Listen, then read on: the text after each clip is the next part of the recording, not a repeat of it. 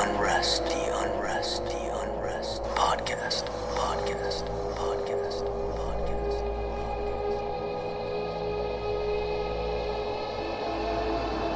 Welcome to the Unrest Podcast. I'm Madeline Green.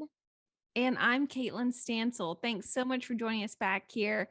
We love to have you listening in as we share these real life haunts that we are collecting.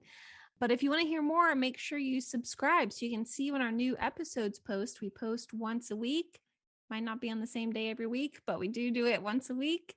And yeah, we just enjoy sharing these spooky stories with you. Have you listened to Mr. Ballin yet, Caitlin? No. First of all, you need to listen to Mr. Ballin. He's amazing. And I wish that we were cool enough to have come up with something weird like his like buttons. I'm sure you already do if you like this show. Follow Mr. Ballin, but you should follow him too.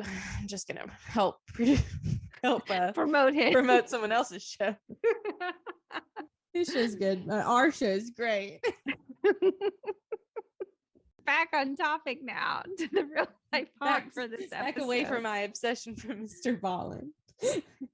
So this week's real life haunt is Michael, and he's going to share with us a story about an old theater in a small town. So check out what he has to say about this place.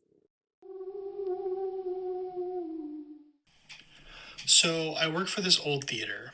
It's in a small historic town.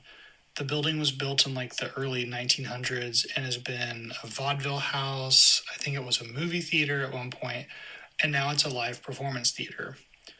I started working there as a kid in the early 2000s, and I've spent most of my time just hanging lights, running sound, mostly tech stuff. Over the years, I've had quite a few paranormal experiences, but one in particular that has creeped me out the most is the man in the top hat. I was probably 16 when this happened. I was up on this catwalk platform thing that was probably 20 feet off the ground, and I was running a spotlight. And during this show one night, I was in between spot cues and was just sitting on the floor of this platform looking over the edge down at the stage floor.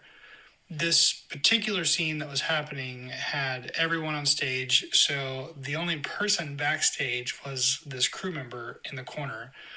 And I was just staring down at the floor when I noticed something like in my peripheral vision, and I immediately looked over, and there was like this tall person in a top hat and like a long black coat. And I remembered thinking it was odd because the show we were doing at the time didn't have anybody dressed like that. And I just remembered thinking it was like a really formal like costume for the show. So anyway, after the show, I'm talking to one of the theater employees about something random, and I asked who wears a top hat in the show, and this guy's face went completely blank, and he asked me why. And I told him I had seen someone backstage in a top hat and a coat, and he asked like more specifics, like which side of the stage. Was it more like towards like the edge of the stage, or was it more like the back wall?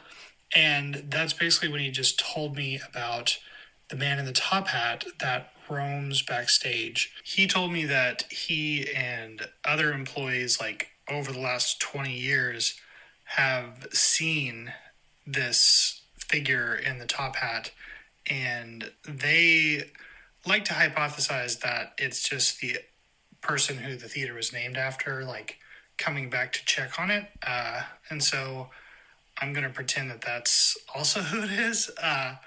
But after his story, I definitely was pretty scared to go back up on that catwalk, and I definitely will not be by myself backstage at night in the dark.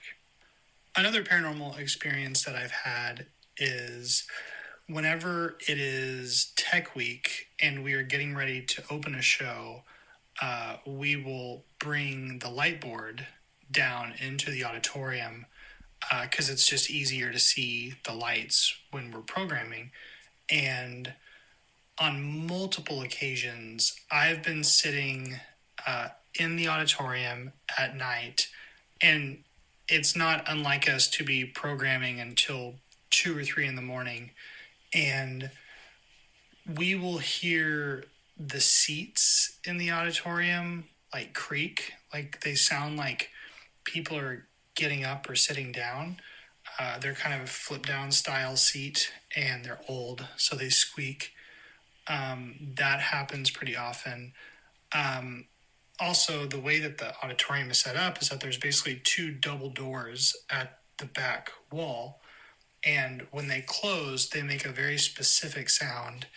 And it's not uncommon to hear those doors open and close.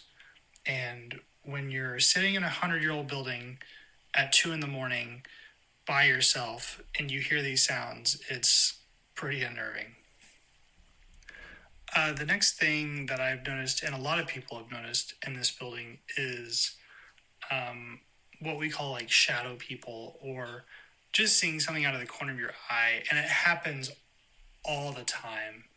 Like, especially when you're on stage, you will just be working on the set or fixing lights or something, and just out of the corner of your eye, you'll see something.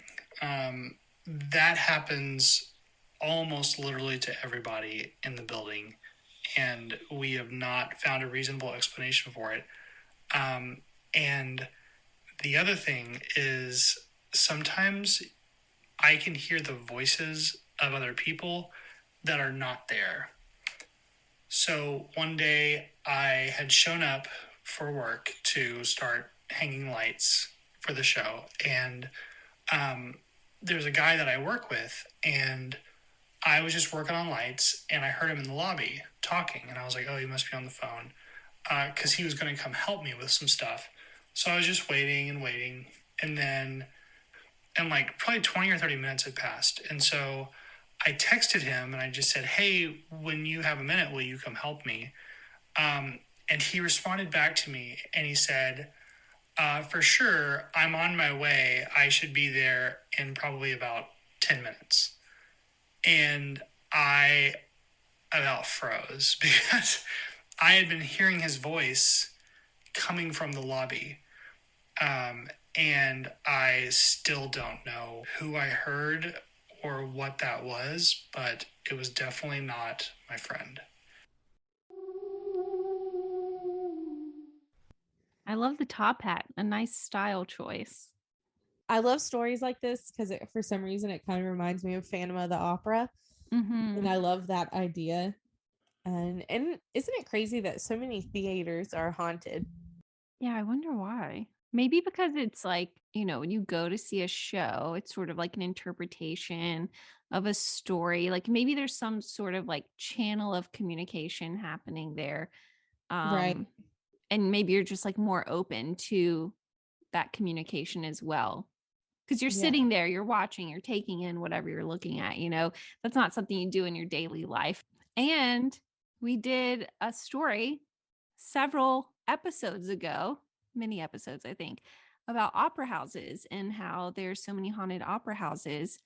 And if I remember correctly, I think it was because, they're associated with art, and sort of art is this medium for paranormal activity, I guess.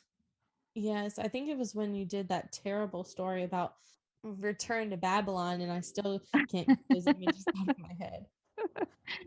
Well, thank you, Michael, for sharing that story with us. Definitely a very interesting story. Hopefully you don't see the man in the top hat anymore. And we want to hear from you guys. If you have a spine-tingling spook, please share it with us. You can email us at theunrestpodcast@gmail.com. Or join us over on Facebook, like our page, or hop into the Unrest Podcast Facebook group. We have lots of unique content happening over there. Just some fun ways to engage with our listeners. And until next time, Unrest in peace.